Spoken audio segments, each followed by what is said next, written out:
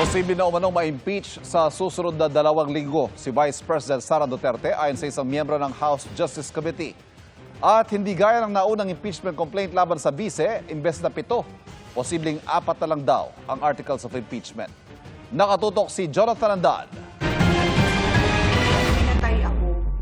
Patayin mo si BBM. Naniniwala si Bicol Si Saro Lisa Party List Araneta. Representative Terry Ridon, miyembro ng House Justice Committee, na posibleng ma-impeach na si Vice President Sara Duterte sa loob ng susunod na 2 linggo. Sabi ni Ridon, hindi anya mahirap makakuha ng kailangang 1/3 o 106 na boto mula sa mahigit 300 kongresista. Ang expectation po natin dyan, within the next 2 weeks, we will have transmitted to the Senate and we have impeached the Vice President. Yung source of confidence natin would be the evidence presented during the proceedings itself. Kung noong nakaraang taon, 7 ang articles of impeachment laban kay Duterte, ngayon, sabi ni Ridon, 4 na lang ang tinitignan nila.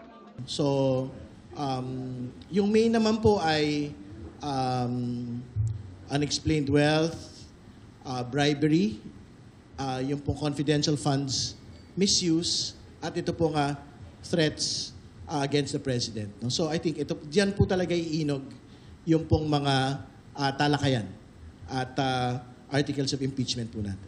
Sinusubukan din namin hinga ng pahayag si House Justice Committee Chairperson Jervil Luistro kaugnay nito. Kapag na-impeach si Duterte at ipinasa na ang articles of impeachment, agad daw magko-convene bilang impeachment court ang Senado.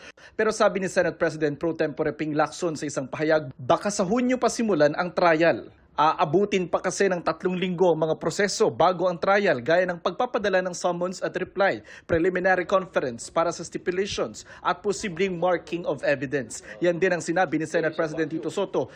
Tingin ni Soto, pinakamatagal na ang huling linggo ng Hunyo na masimulan ang trial. Wag lang daw magkaroon ng mga delaying tactic. Ayaw naman magkomento ng mga abogado ng Vice sa sinasabing timeline sa impeachment. Nasa discretion na raw ito ng Kamara at Senado habang sila patuloy na imomonitor ang mga susunod na mangyayari. Sabi ni Ridon, may 7 kongresista ng pinangalanan si Luistro na posibleng bumuo sa bagong prosecution team na uusig kay Duterte sa Senado. Pero paglilinaw ni Ridon, hindi pa yan pinal dahil kailangan munang pagbotohan ng impeachment sa plenaryo bago sila makapili ng mga kongresistang tatayong prosecutor. Bukod sa mga kongresista, kukuha rin sila ng mga private prosecutor.